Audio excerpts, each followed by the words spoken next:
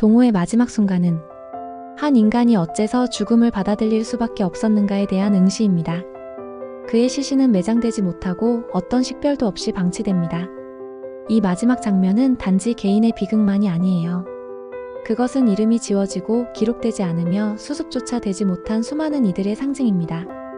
나는 그 상징을 통해 국가가 그리고 사회가 한 인간을 어떻게 지우는지를 보여주고 싶었습니다. 그리고 그 지워진 자리에서 한 사람의 존재가 어떻게 끝까지 저항하는지를 말하고 싶었어요. 동호의 죽음을 기점으로 살아남은 자들의 시간은 시작됩니다. 시간은 선형적으로 흐르지 않아요. 그들은 모두 제각기 다른 속도로 살아가지만 공통된 특징이 있어요. 그들은 결코 완전히 살아있지 않다는 것입니다. 모두가 어딘가 결핍되어 있고 어딘가에서 멈춰 있어요. 살아있으되 멈춰있는 존재들이지요. 나는 이들을 통해 살아남은 자의 윤리에 대해 생각해요. 동호의 어머니는 매년 정해진 날짜가 되면 산에 올라가 기도합니다. 그러나 그 기도는 간청이나 용서가 아니에요. 그것은 부재를 인정하고 그 빈자리를 품으려는 몸짓입니다. 그녀는 말을 거의 하지 않지만 그 침묵은 오히려 더 많은 이야기를 담고 있어요. 어떤 슬픔은 말이 되지 않기에 나는 그녀를 통해 말이 사라진 세계를 그려내려 했어요. 그녀가 아들의 이름을 부르지 못하면서도 그 이름을 품고 사는 방식이 바로 그런 침묵입니다. 나는 윤승원이라는 인물을 통해 또 다른 유형의 생존을 보여주고자 했어요. 그는 도망쳤다는 기억에서 벗어나지 못해요. 그는 계엄군이 시위대를 학살하는 동안 도서관 창문 너머로 그 장면을 목격해요. 몸은 피했지만 눈은 피하지 못했어요. 그는 자신이 살아남은 것이 부끄럽고 그 부끄러움이 죄의식이 되었지요. 그 죄의식은 그를 쓰게 만들었고 그는 기억을 기록함으로써 자신을 용서받으려 합니다. 하지만 나는 그 용서가 절대적으로 불가능하다는 걸 알고 있었어요. 그래서 그의 글은 늘 망설이고 늘 결론을 맺지 못합니다. 그런 불완전한 기록이야말로 진실에 더 가까운 것 아닐까요? 완결되지 않은 문장은 진짜 고통을 닮아 있으니까요. 정대의 누나, 인숙의 서사는 광주 이후에도 지속된 폭력의 흔적을 말해요. 그녀는 강간을 당하고 고문을 당했어요. 몸은 찢겨졌고 삶은 망가졌지요. 그녀는 어딘가 정착하지 못해요. 계속 떠돌고 사람을 믿지 못해요. 나는 그녀의 내면을 그릴 때 불신이라는 단어를 떠올렸어요. 광주 이후 사람은 사람을 믿지 못하게 되었고 그 단절이 사회 전체를 병들게 하지요. 인숙은 그 병든 세계를 대표하는 인물 중 하나입니다. 나는 그녀의 몸에 새겨진 상처들을 통해 국가가 국민에게 남긴 흔적을 보여주고자 했습니다. 또한 이 소설에는 실제로 고문 후유증을 앓는 사람의 이야기도 등장해요. 그는 더 이상 자신의 몸을 제어하지 못하고 수시로 환각과 공포 속에 빠져들지요. 그의 몸은 더 이상 그 자신의 것이 아닙니다. 그는 밤마다 계엄군의 목소리를 듣고 친구가 죽던 장면을 되살려요. 나는 그에게서 고통이 영혼을 어떻게 점령하는가를 보았어요. 그를 통해 말하고 싶었던 건 고문이라는 것은 단지 육체적 파괴가 아니라 존재 자체를 박탈하는 행위라는 점입니다. 그에게 시간은 계속해서 1980년 5월의 그 순간으로 되감기고 지금 여기는 존재하지 않습니다. 이처럼 폭력은 한 인간의 현재를 없애버리는 방식으로 작용합니다. 그리고 마지막 장에서는 죽은 동호의 시점에서 이야기를 다시 시작해요. 그는 자신이 버려진 곳, 자신이 묻힌 땅을 이야기하지요. 나는 이 장면을 마치 귀환처럼 썼어요.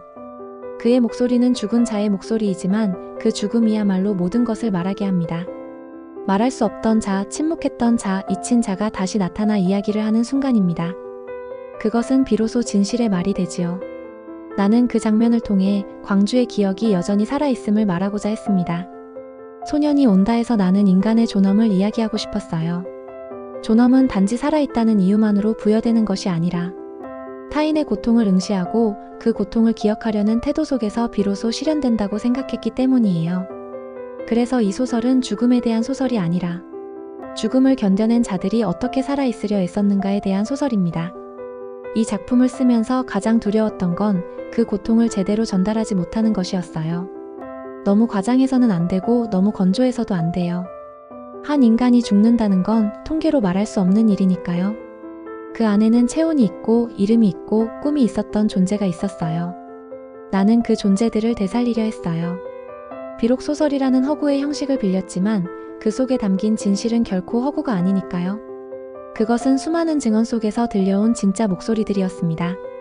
지금 이 순간에도 우리는 수많은 폭력의 가능성과 마주하며 살아가고 있어요. 그때의 광주가 완전히 끝나지 않은 이유도 바로 거기에 있어요. 기억하지 않는다는 건 결국 같은 일이 반복될 수 있음을 의미하니까요. 그래서 나는 묻고 또 물어야 했어요. 그날 그곳에서 무엇이 일어났는지를요.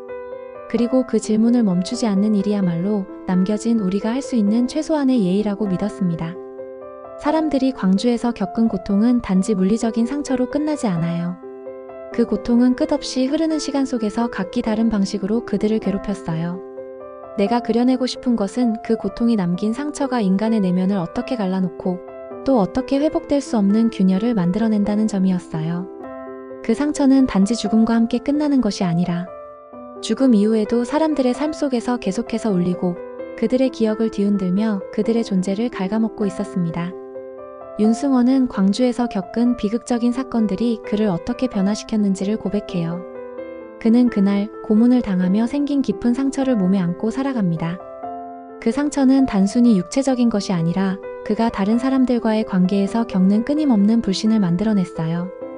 그 불신은 그가 살아있는 동안 다른 누구도 믿을 수 없다는 생각으로 그를 억제하며 그가 속한 사회와 자신을 점점 더 멀어지게 만들었어요. 그는 그 상처를 치유하려고 했지만 그는 결코 치유되지 못했어요.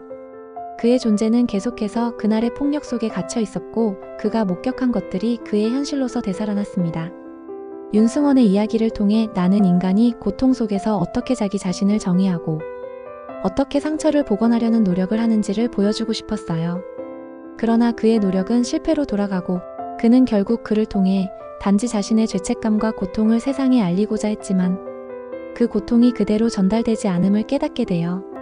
그가 쓰는 글 속에서도 고통은 늘 비어있고 미완성으로 남아있어요. 그는 그 고통을 온전히 다 표현할 수 없는 한계를 경험하며 그 한계 속에서 살아가야 한다는 사실을 받아들이지 못한 채 점점 더 무너져 갑니다.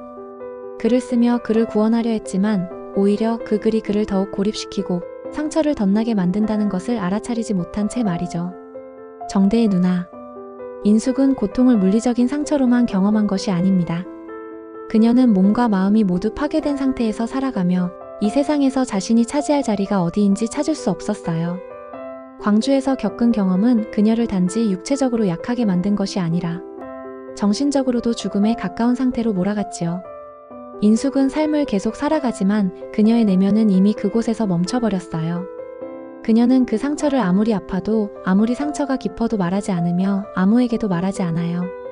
그럼에도 불구하고 그녀의 내면에서 여전히 울고 있는 그 목소리는 존재해요. 나는 인숙의 이야기를 통해 말할 수 없는 고통과 그 고통을 품고 살아가는 사람들의 모습을 그려내고 싶었습니다. 그런데 이 모든 고통 속에서도 사람들은 결국 살아가야 하잖아요. 그들은 죽음에 내몰리며 그 죽음 속에서 깨닫지 못한 것을 깨닫기도 해요. 살아남은 자들은 늘 고통을 피할 수 없지만 그 고통을 겪으며 그들만의 방식으로 기억하고 그 기억을 온전히 살아가야 한다는 사실을 받아들여요. 그럼에도 불구하고 그들이 겪은 모든 것이 결코 무의미하지 않다는 걸 나는 그들의 이야기를 통해 보여주고 싶었습니다. 어머니의 이야기도 그 고통 속에서 중요한 역할을 해요. 그녀는 자신의 아들이 죽은 그날을 잊지 못하며 매년 그날마다 산에 올라가 기도해요. 그녀는 자신의 아들이 죽었다는 사실을 받아들이지 못하고 그 죽음을 계속해서 부정하려 해요. 그러나 그녀는 죽음을 부정할 수 없고 그 부정 속에서 점차 자신을 받아들이고 그 상실을 인정해 가야만 해요. 그런 과정 속에서 그녀는 더 이상 아들의 죽음을 잊을 수 없다는 사실을 받아들이고 그 죽음을 그녀 자신이 짊어져야 한다는 사실을 깨닫게 됩니다. 이 작품은 비단 1980년 광주의 고통을 말하고자 한 것만은 아니에요. 나는 그것을 통해 어떻게 사람들 속에서 고통이 서로 얽히고 그 얽힘 속에서 그들이 어떻게 살아가는지를 이야기하고 싶었어요. 고통은 그저 지나가는 것이 아니라 사람들의 삶 속에 영원히 남아있고 그들은 그 고통을 속으로 삼키며 살아가고 있지요. 그 고통을 온전히 마주하는 일이 얼마나 어려운 일인지, 그들이 그 고통을 어떻게 견뎌내는지 나는 그 과정 속에서 진실을 찾고자 했습니다. 광주의 기억은 그저 역사의 일부로 남을 수는 없다는 것을 나는 분명히 알고 있었어요. 그리고 그 기억은 결코 잊혀져서는 안 되는 것입니다. 죽음의 순간, 그 비극의 순간에도 살아남은 자들이 있고 그들은 그 기억을 계속해서 살아가야 한다는 책임을 느끼고 있어요. 나는 그들이 어떻게 그 기억을 받아들이고 그것을 어떻게 살아내는지를 다루고 싶었어요. 이 이야기는 그저 하나의 사건에 관한 이야기가 아니라 그 사건을 살아낸 자들의 이야기예요. 그들의 이야기를 통해 우리는 아직까지도 많은 것을 배우고 그 고통을 마주해야 한다는 교훈을 얻을 수 있습니다. 소설을 쓰며 나는 늘 그 고통을 내면에서 품고 있었어요. 나는 그 고통을 세상에 전하려 했고 그것이 곧 진실이라고 믿었어요. 그 진실을 마주하는 것이 우리가 할 수 있는 유일한 일이라는 것을 알았기에 나는 이 이야기를 멈추지 않고 계속해서 풀어내려 했습니다. 끝까지 들어주셔서 감사합니다. 다음엔 더 좋은 내용으로 찾아뵙겠습니다. 행복한 하루 되세요.